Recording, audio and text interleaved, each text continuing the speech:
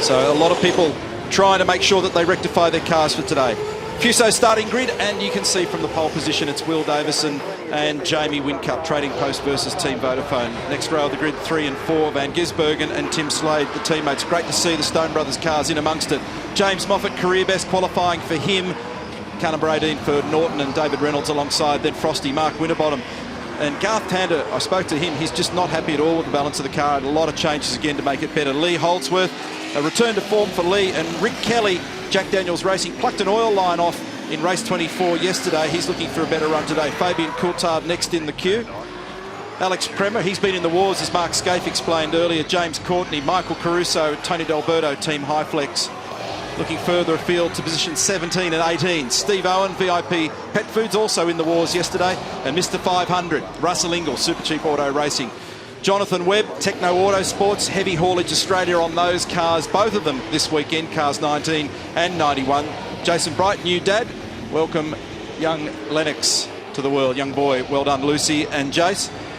And Taz Douglas, Timmy Blanchard still, of course, stepping in for Todd Kelly, who'll be watching back at home. And Todd had a run on Friday out at Calder in Melbourne in the new Nissan Altima that will be on the grid for the Clipsal 500 for 2013. Andrew Westacott from the Australian Grand Prix Corporation there, and lots of people enjoying V8 Supercars this weekend, including the man with his back to us there, Derek Warwick, who is a former owner of Triple Eight Race Engineering, and a regular at some of these events. So the cars now making their way to the start grid area, and it's just physically nearby where we are. And when you see the margin, as Chris O'Toole and the boys, there's Grant McPherson on the right, looking from inside the Ford Performance Racing bunker. It's a great margin for Will to have in the staggered grid, and there's the chairman of the ProDrive group of companies, David Richards, and a lot of guys, Scafey just pointing in the box here at the moment again, a lot of guys haven't gone right up to the full limit of the starting grid boxes that they're allocated. It's amazing. So Lowndes not happy with his car. This will be an important start for Will Davison to get a little jump on Whincup. Green flag. Watch for the lights. All 5 illuminated. Final V8 Supercar race of the weekend. And another great start by Whincup. He's going to grab Davison once again, and they make contact. Will tried to cover, but it wasn't good enough or early enough. Now Slade's down the inside at 1. And Will's under threat here. Jamie's busted clear straight away. Now through 2 and 3 on still cold tyres. Well, that was a nasty bump. Way too much wheel spin for Will Davison, and an unbelievably good start for Whincup. This is what Davison didn't want. Slade through into second. Good performance there for the Stone Brothers Racing cars, and Slade a very good start. This is this congestion in the new area of the track. So already a tremendous margin for Whincup on the run down to turn 8 for the first time. A few of them having to straddle the wide side of the curbing. With these high ambient and track temperatures, their cold starting pressures and tyre temperatures will come up pretty quickly, so the cars will start to feel pretty secure early on. Look at Tander down the inside of Reynolds. They've had contact a couple of times this year. Caruso's looking down the inside on the dirty line as well. It's very hard to do down there. Garth out of shape, coming out of 9, so now Reynolds back in contention as they move down to turn 11. They do 265 kilometres an hour. On board now with Mark Winterbottom right up behind James Moffat. Moffat stayed in 5th spot. Look, 3 abreast as Holdsworth down the inside of Tander. Reynolds on the outside. This will be a drama. Well, now both Holdsworth and Reynolds have had to shortcut there. That'll raise eyebrows in race control. Rick Kelly up the inside of Dave Reynolds, pushes him wide. Fabian Coulthard right in behind there. We saw some drama yesterday with Coulthard and Webb, and now Fabian goes back up the inside, slides the car down the inside into 17 and gets it done. Lowndes will also jump down the inside of Reynolds. Lively first lap. Good move there, Fabian Coulthard on the slide, right out sideways and down the inside. Very good pass. That all was triggered by the 3-wide manoeuvre going on into turn 8. Because it just ends up where someone gets mispositioned. This is the 3rd time we've seen David off the road. This is into the final corner, 21. We're on board here with Reynolds. Picks up the throttle. Let's check the margins. Whincup to Slade. 1.2 seconds. Here's Lowndes. He's 12th at the moment. He's working away, gnawing away on the back of David Reynolds' bumper at 1. It's a bump. That's a bump for sure. And he's got through.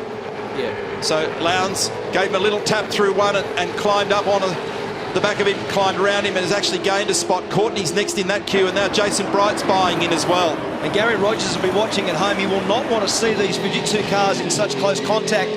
Prema and Caruso right there together in 14th and 15th. Right behind now, that's James Courtney. We saw Courtney make contact with Craig Lowndes yesterday. So Whincup, Slade, Davison, Van Gisbergen, Moffat, Winterbottom, Holdsworth, Tander, Rick Kelly, Fabian Coulthard, Craig Lowndes, Dave Reynolds.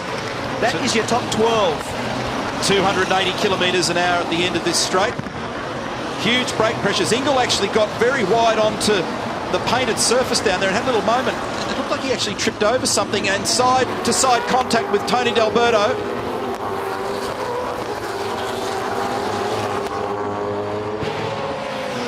Not much road there for D'Alberto and Russell Ingle. You see Steve Johnson now buying into this. And by the time you brake the car so hard for 8, the brake performance into 11, the spot we're looking at right now. A massive front brake fade, so the rear brakes are more efficient than the front. These are these nasty curbs that we've made reference to all weekend. They weren't there last year. There's 7 new curbs across this track. At turns 5, 6, 12, 13, 14, 18 and 19. Look at this. Jason Bright up on the outside of Michael Caruso. This is awkward at 17. Michael's got the line. Jonathan Webb goes with him and gives Jason Bright a tag. This could be ugly. Oh, it is ugly. That is a big incident. Reindler hard into the back of Jason Bright, and it's on fire. Okay. Needs to get out.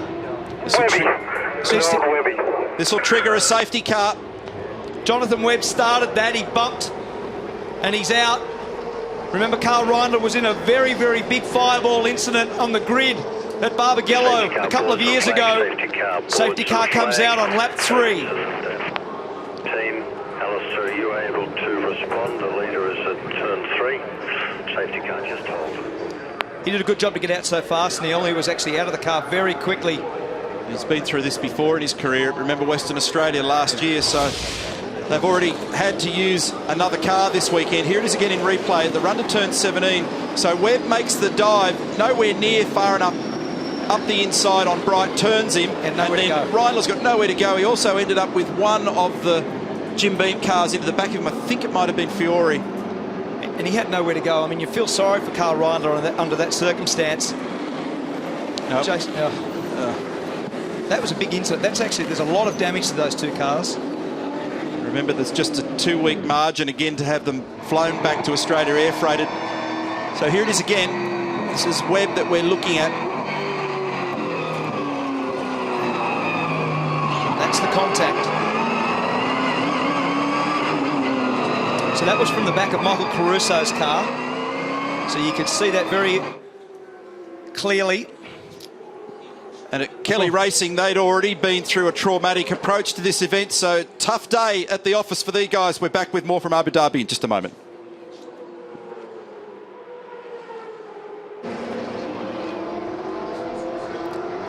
So still a big issue with this car on the racetrack at the moment. Fair dinkum sheds, Kelly Racing entry for Carl Reindler. They need to get some fire intervention going here. They're going to lose this car. There's $500,000 worth of race car sitting there, and it's been there now for more than a minute. It's not good enough. Nowhere near good enough. In fact, it's an area where there's normally quite a lot of safety trucks and emergency vehicles positioned. So it's quite strange. And I wouldn't be working on the front. I'd probably spend a bit more time at the back. That is a serious amount of fire going there.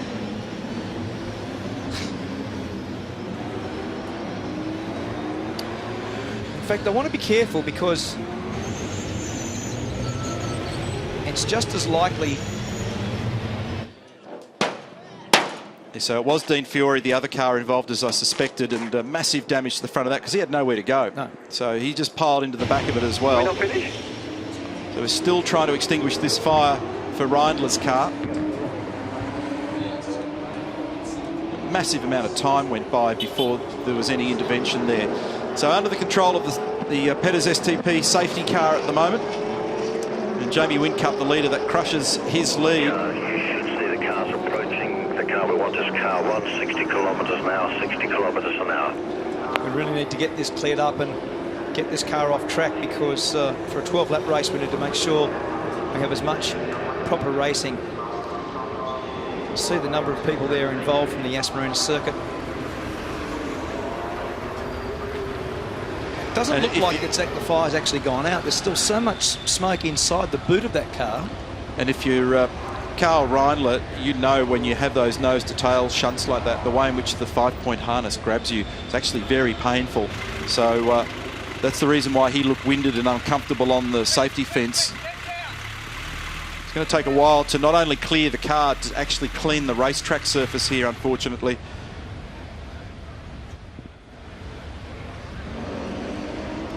James Courtney's in the background saying that his car is a little better than it was yesterday. He's down in 12th.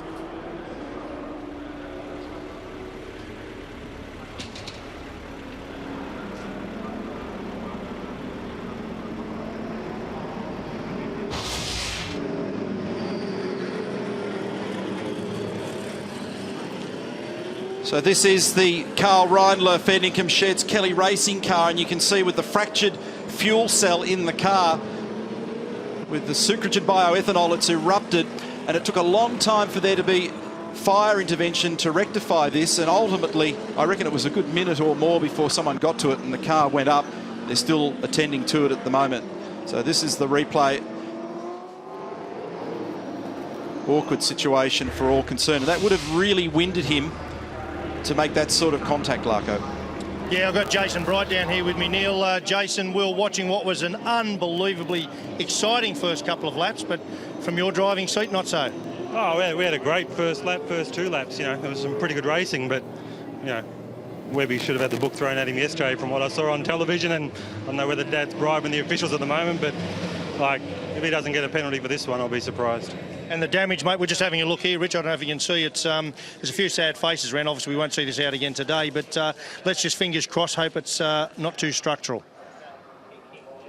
Yeah, so huge damage in the right rear corner of that car, and it's game over. Remember, it's a sprint race, and Steve Owen in and out of the pit lane as well, the VIP Pet Foods entry. So Whincup, Slade, Davison, Van Gisbergen, Moffat, Will Davison really struggling off the line. Here's the replay. You can see once again Jamie just makes a ripper start, and it was interesting because Will lost sight of him and turned down on him, probably tweaked the steering when that happened, and it was enough for Tim Slade to get an invitation to get down the inside, and he hung on to that by the time they got to turns 2 and 3. It was a very good start of Tim Slade's. He made it walk nicely. This is on board now with Will Davison, and you can just see the amount of wheel spin there, and look, that was the contact, that movement. And there's Tim Slade going by on the right. Tim tucked the car down on the curb, forced him a little bit wide. Davison got away with that yesterday, but not so today. You'll see Tim arrive back on the inside at turn 2 and ended up being able to get around the outside at 3 and dominate very critical track position down into turn 5. So this is a great shot on this curb at turn 3. So fast. And the cars move around so much. We've commented about the grip level as the guys now concentrate on getting tyre temperature back after this safety car intervention. Very important start now. Tim Slade, it'll be a critical one for him to latch onto the back of Whincup now. And that's Dean Fiore on screen at the moment, and you can see that the nose of his car took a huge battering. So it was his car that I made mention of. We weren't 100% sure from the angle. Grant Milne down there on the left, inside the garage, Fairnicombe Sheds Kelly Racing. Larko? Yeah, we'll just quickly have a look at Dean Fiore's car before we talk to Dean. You can see a bit of damage around the front, but the undertray's not going to work anymore because it's tweaked up. And once that happens and the bar mounts are bent, very, very hard to fix in a short amount of time. Try and grab Dino, mate. First of all, you okay? Yeah, all good, mate. It was pretty light. Now, from what we could see, it looked like you were the innocent party, mate. Nowhere to go. Gee, there was a lot going on those first couple of laps. There was. It seems, you know, the first lap jostle seems to happen for at least, you know, 5 or 6 corners, but that went on for a good nearly 2 laps, you know, and it was just crazy. And, yeah, exit the corner, flat on the gas and just stop. So anyway, mate, bad luck because I reckon you're in for a good day today, but look forward to seeing you at Winton in a couple of weeks. Thanks, Larko. Cheers. Well done, Larko. And bad luck to Dean Fiore. There's Carl Reindler back in the garage talking to Matty House at Kelly Racing. And again, big incident there, and very quick to get out of the car, which was a good job. And as Dean said, it was pretty lively, Crompo. I mean, it went on and on and on. There were 4 or 5 cars abreast at some stage, especially down into turn 11. We saw a couple of guys had to take evasive action of the chicane, and then all the drama actually transpired just after that. And drivers in races 24 and 5. Just maintain 60 kilometres an hour. We're attempting to restart to end the first lap. Just wait for my confirmation. Tim Schenken, race director. Drivers spoke yesterday about what they describe as the mid-pack lunacy. There was a lot of it in both races yesterday, and it's gone on again today. And just a reminder that this will be a time-certain race as well, so it's unlikely that we'll see the full 12 laps because of the way in which the event is scheduled. So there is the field under the control of the safety car. And the challenge here, as you can see, is trying to keep a little bit of temperature and pressure in those tyres. Hey guys, I have Carl Ryan here with me. Carl, for those at home that don't remember, was involved in the big flame incident at Wanneroo not that long ago, mate. I haven't seen anyone get out of the car and get back from it as quick as you did then, mate. Must have been a little frightening. Yeah, a few pretty horrible flashbacks back then. The firewall did split open, and I looked to my left and saw flames beside me again, and I thought, I couldn't believe it, like, again. And I think I got out of the car about 4 times quicker this time than I did in Perth last year, but it's just unfortunate. Look, I don't know who turned Bridie around, but the racing's been seriously aggressive this weekend, and hopefully whoever turned him around cops a penalty for it, because that's unnecessary for anyone. I've come around the corner, and what do? There's a car parked in front of you, and the poor, I don't know who hit me from behind, maybe it was Dino, but it's the last thing any of us need, you know. There's short turnaround times as it is at the moment, but I'm okay, and still smiling. That's the most important thing. Okay, good luck, mate. Yeah, thanks, mate. Cheers. Carl Ryan, Fair Dinkum Sheds in the Kelly Racing bunker there with Mark Larkham. So a second time in 2 seasons that he's been involved in something of that nature, and they've now cleaned the car off the circuit, and you can see the oil soaked down there as well. We're going to get a restart on this lap. The safety car has moved off. And now this is the importance of Tim Slade hanging onto the back of Whincup.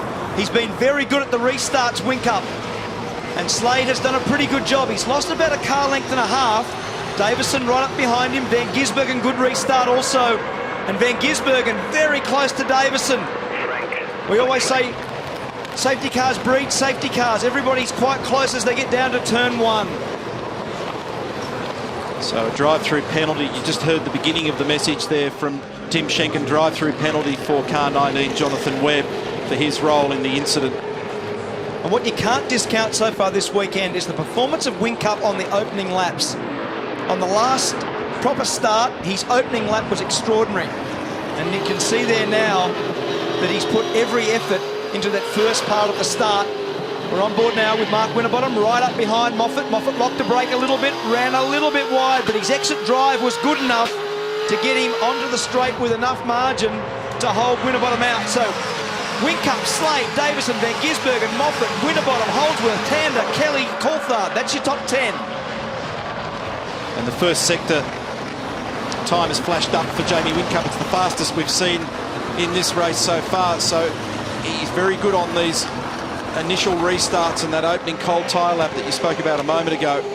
Not an easy thing to do because they have to run, particularly with the high ambient temperatures you have here, a pretty low starting pressure in the tyres.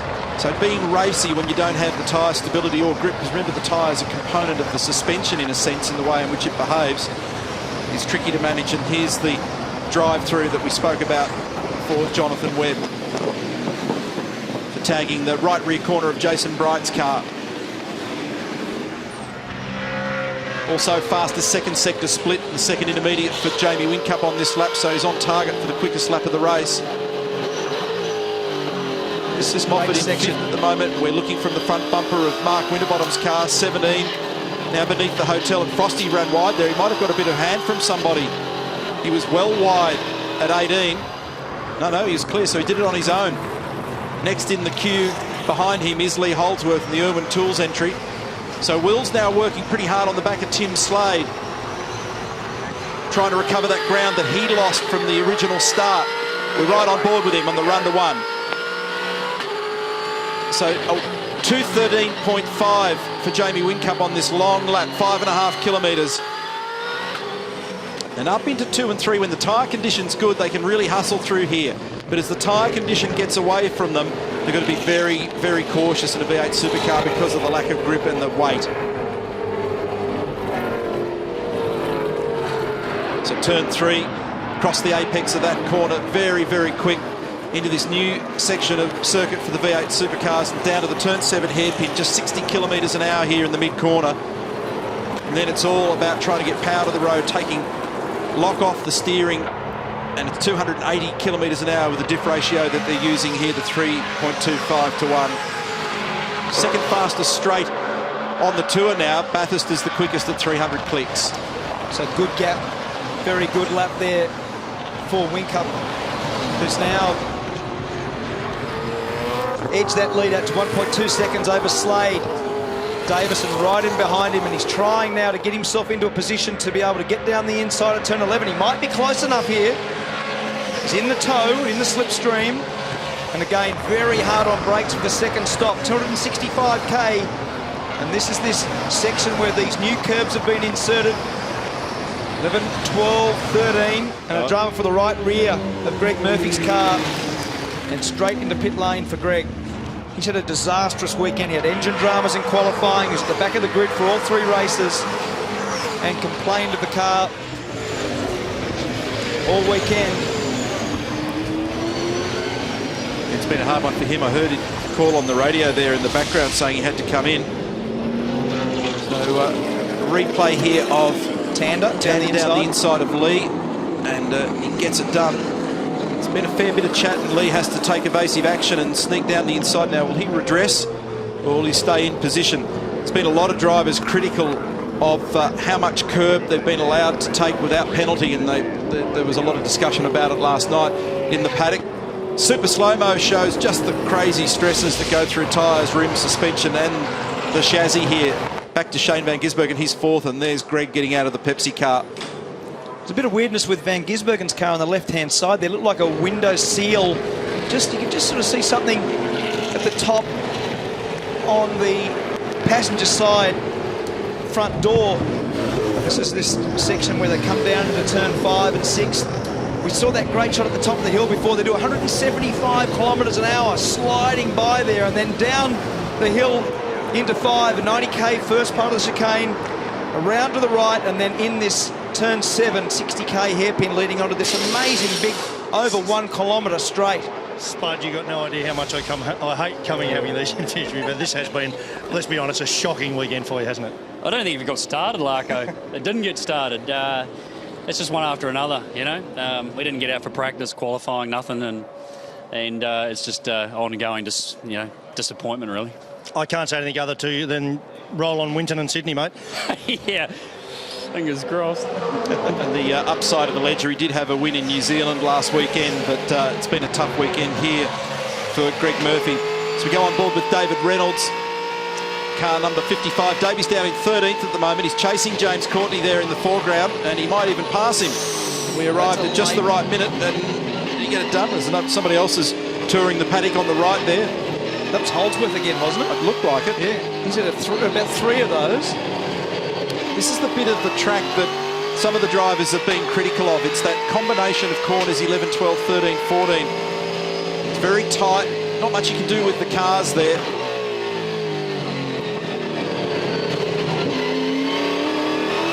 And Holdsworth saying that he's getting pushed by Garth Tander. That's the reason he's off the road.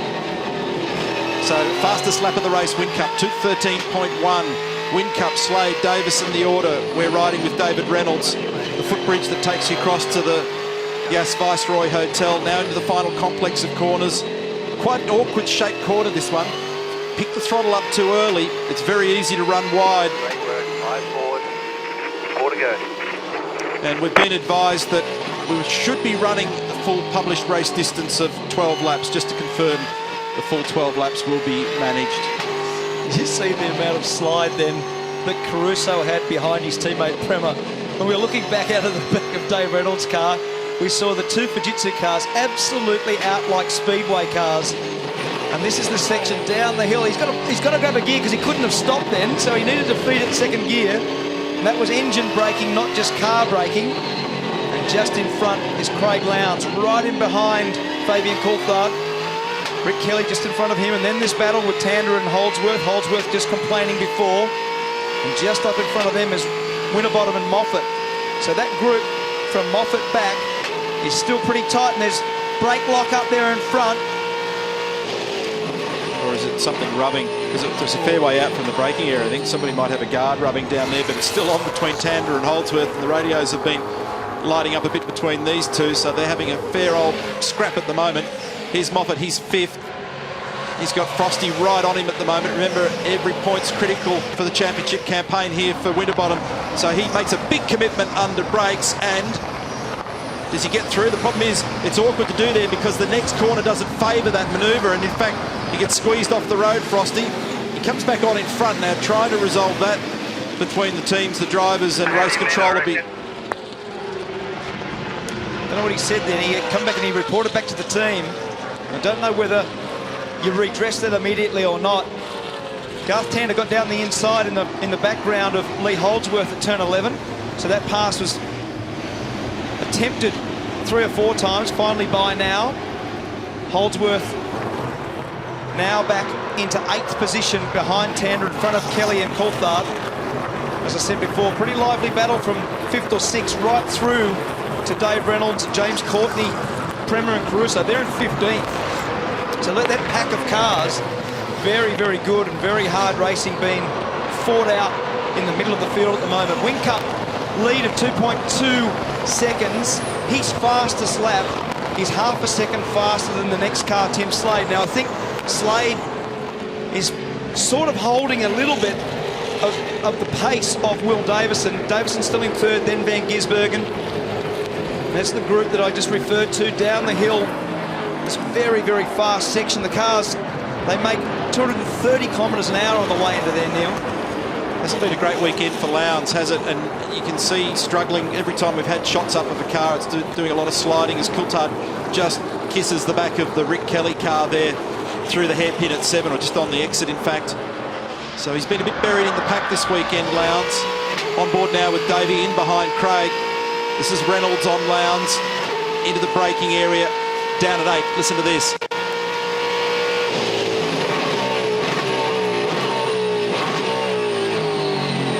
Do not want to be a valve spring, do you? No, do not. It's a big break down there, and he has to feed a lot of gears into it and get it stopped. The brakes will be hot and the fronts will be going away on these cars now, particularly when you're tucked into the back of another car. You're ingesting all that hot air that's exiting the previous car. So now Lowndes looking on the inside of Coulthard, gets up on the curb, can't do it. So this is 11, 12, 13, 14, this little complex here. Lowndes pulls out of the slipstream again for a look. Now they wind around the marina. Meantime, back at the head of the field, Will Davison is on the attack. He's looking left and right at the moment. This is turn 19. Remember, they're on the Dunlop soft tyre for the final race. They started the weekend on the Dunlop hard tyre. The amount of curbing there that Willie's got to run on him. It's got to run on him. I think he's actually made it stick. Good pass. Very well done. Nice job, P2 there for Will Davison. Great job, mate. 2 to go.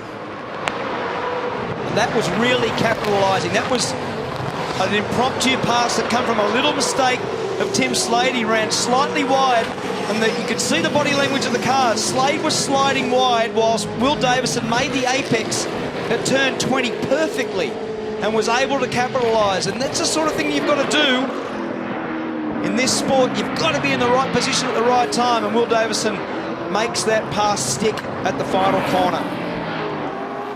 It's an excellent showing for Tim Slade and Lucky 7. James Rosenberg and his group of guys, though, they'll get some comfort from this. On occasion, we've seen on these Grand Prix style circuits, the Stone Brothers cars have been quick. Here it is again in replay. Watch, Tim just gets a little bit too wide, and that was all the incentive that Will Davison needed. He stayed with the throttle, turned it in early, and then just slowed it down in the mid-corner, held him up high, squeezed off the exit. And the fortunate part of a pass like that is you do it up the driver's side. So for Tim Slade, the likelihood of turning down on Will Davison with a manoeuvre like that is you actually see the car alongside you. If that pass was going the other way, if that turned left at the final corner, you'll always have contact because you won't be able to see the car in your peripheral vision. So it was a good spontaneous pass, but relatively low risk because the bonnet of Will Davison's car would have been right alongside that Lucky 7 sign. And there's Tander, under brakes hard behind Moffat. Ranges up the outside. And he was trying to get around the outside because that would give him track position at the next corner. So Tander's pulled that move off successfully a couple of times so far this weekend. So Moffat is 6th, Tander 7th, and that's Holdsworth lurking in the background.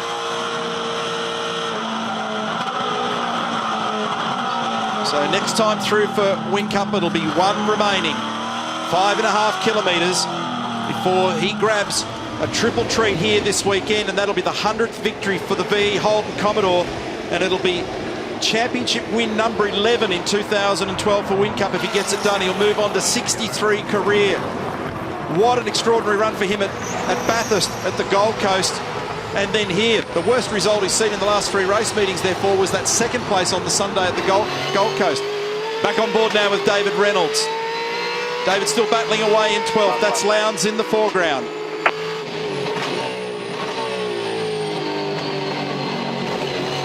Brakes will be average now. And this is this fantastic run. This is the piece that we saw before. 175 kilometres an hour right here as they slide by the camera. Amazing vision. As we said before, low grip surface, so the car's on the slide everywhere. Down into this new section of track, the full Grand Prix circuit being used. Kelly just slightly covering Fabian Coulthard. And the further back you are in this pack, the harder it is, because when you're David, for example, it's not just the hot air from Craig's car, but you're sucking it down from the 3 or 4 cars ahead. The air's turbulent. It's hotter than hot. There's the margin, 1st to 2nd on board now with Whincup. Got to also pay a dividend to James Moffat in this run today as well, 6th. We've seen him in 4th a couple of times, so it's not his best ever V8 Supercar result, but good run for Norton and for Dick Johnson Racing and James in this race. That'll give them a bit of confidence heading to Winton in a couple of weeks. So half a lap remaining now for Whincup. Unbelievable performance for him so far. And it's not simple. It might look it to string these together, but you've got to get off the line. You've got to race effectively through the jostling that goes on in the first couple of laps and keep it clean. And so far, Whincup's been able to do it. We thought that the pole positions for Will might be enough to give him that little edge, but he hasn't been able to convert. He's got the pace. I mean, look, there's just nothing between the cars. 1.19 seconds is the official margin at the moment. And Tim Slade, a great job to just knock off his teammate Shane Van Gisbergen. Very good weekend for Stone Brothers. The best result for Tim Slade since Phillip Island in race 10 of the series. Jamie Whincup, fantastic performance. Well done, Jamie Whincup. That is win number 11 for 2012. And that's 100 race wins for the VE Holden Commodore. Davison hangs on for 2nd, Slade 3rd, Shane Van Gisbergen 4th, Frosty home in 5th. Still going on up and down the line here at the moment. That's Patrizzi on the attack with Stephen Johnson. And there's Reynolds, David Reynolds home in 12th. And that'll take the margin out, I believe, unofficially to 296 points. Pretty much 2 race wins. So here it is officially, a little over a second between Jamie Whincup and Will Davison. Tim Slade dropping into 3rd, so it was Ford 2nd, 3rd, 4th, 5th and 6th. Well done, James Moffat. Nice work. Craig Lowndes heading the next group of cars. Russell Ingall in 16th there. Jonathan Webb, a drive-through penalty for him in 21st. And 1 or 2 certainly in the wars from what happened earlier in the race. Join us on the other side of the break and we'll chat to those that were successful and those who weren't.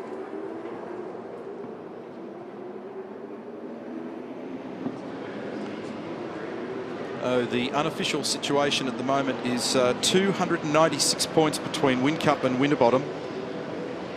3,360 points for Jamie, 3,064 for Frosty. And some Australians in the crowd enjoying their V8 supercar racing. That travelled a long way to come here for this. But let's go back and have a look at some of the action. Coulthard, Reynolds, Lowndes, all exchanging paint down there. I think there's going to be a fair bit of discussion post-race about who's on the track and who's off it. Yeah, there was plenty of that, wasn't there? Look at this, very close contact with Coulthard, Lowndes and Dave Reynolds, and he was forced to cross those curbs. Oh, damage to the car. You can just imagine what forces are on the front suspension as you leap across that massive curb on the inside. And the problem is that the amount of wobble in that front suspension, tyre, rim over the curbing there. Thing that the other driver is going to say whenever you're the victim in those circumstances, if you cop a hip and shoulder, you've got nowhere to go but to the other side of the curb, and that'll be the defence that's being used. Actually quite hard to adjudicate some of those. See the heat haze out through the centre of the 17-inch rim. 18-inch rims on the V8 Supercars for 2013 in the Car of the Future project. AMG joining next year together with Nissan, with Holden and Ford. And there's the man, Jamie Whincup. Door open again. He's done that in each of the preceding races here just to get some circulation into the cabin, because the cars are all sealed up, looking for the last little bit of aero performance, which means that their ventilation and their cool suits are pretty vital. That was Lee Holdsworth saying thank you to Ben Croak, Dave Stewart, Shane Van Gisbergen. Been a pretty solid weekend for him. He's missed out on the podium, but his loss was his teammate's gain. Tim Slade getting onto the podium. That'll be great to see, and well done, Tim. Cars coming back into the pit lane area, and we'll have a presentation very shortly.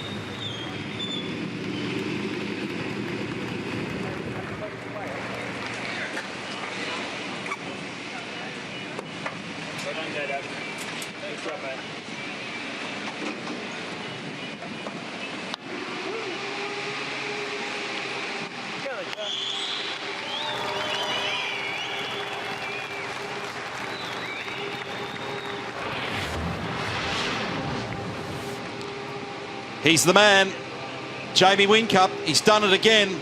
He's been like a machine here. There's something about this track, and Whincup, he's only missed out once on a race victory since we came here. It's now at the end of our third year, and Will Davison, position 2. He had to fight for that one.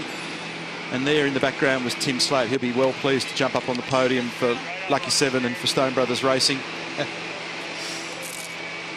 Great smile and a sense of relief for Jamie Whincup there. Very, very good performance all weekend. I mean, I know we're talking his stocks up, but he is at the top of his game. And in this era of V8 Supercar racing, he is as good as we've ever seen. Just interrupt another debrief, mate. Position 5, I know you won't be overly happy with that, mate, but I'm trying to get excited about Winton in a couple of weeks. It's your home test track. Jamie doesn't have that advantage. Yeah, tough weekend here, no doubt, but that race was hard too with the safety car, and guys' tyres don't degrade, and that's where our strength was to come through. So, yeah, Winton, 2 weeks' time, we go again, home track, and then Sydney, so we'll fight to the end. It's kind of funny, Frosty, because you sort of watch you go around, you think you're out of trouble. I just had a quick walk around your car. There's paint off just about every panel of that, so it's a bit of rough and tumble we didn't see. Yeah, there was a few guys in that pack that always do that, but you expect it, and everyone's racing hard, so... I'm trying to drive a bit desperate there at times to try and get through, but the car, I thought the car was good. I could make moves, come through, but you had to try and put your elbows out when you could, because there's only 5 laps after that safety car, and if you didn't, you get stuck in the train, and there were some angry dudes behind, Garth and the next lot, so had to get past them off and try and get through. All right, mate, you're still in the hunt, so roll on Winton and Sydney. Thanks, mate. 36 laps of racing, about an hour and a half of hard work, and here's what it looks like at the end of all that. It's nearly 300 points Whincup to Winterbottom. In fact, there's been no real movement first through 7th. However, Lee Holdsworth has moved up a couple of spots at the expense of David Reynolds and Fabian Coulthard. So that's after race 26. We've got a couple more to come from Winton in northeastern Victoria, just nearby Benalla, and then we're off to Sydney Olympic Park for the Sydney Telstra 500 to wrap it all up in the first weekend of December. Very shortly we'll have the presentation, but it's hard to keep on laying down the superlatives for the way in which these guys have performed and the way in which Jamie's driven. He's been able to get it done from position 2 on the grid 3 times in a row.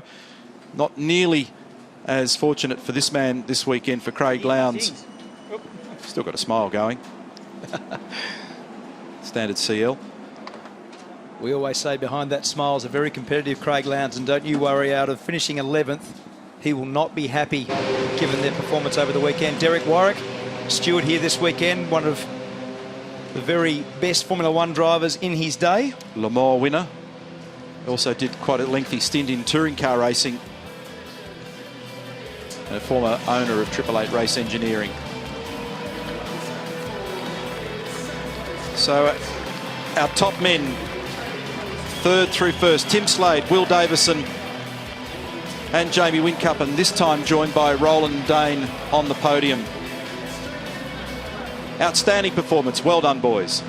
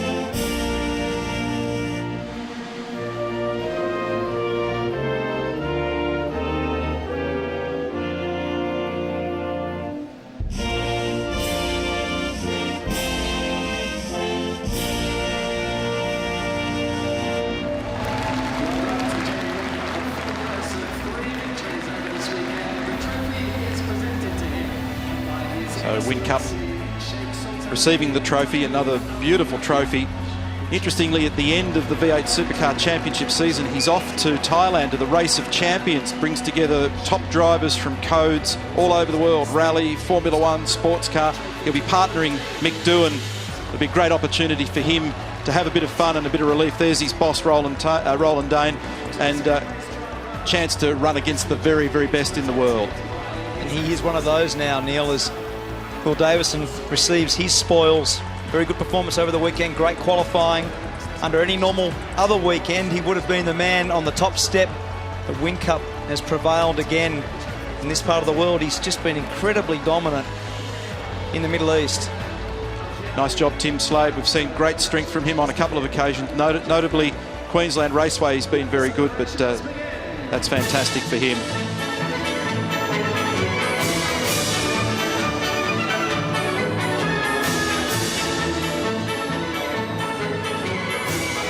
Boys were saying when you're in the car and all the systems working nice and cool and quite comfortable in there, you step outside and it is an oven. So that'll go down well. A nice cool drink there at the moment for them after that hot, hard work. Watch the technique. He's got this technique down pat. Oh, he's crashed at the end. Maybe not. First mistake of the weekend.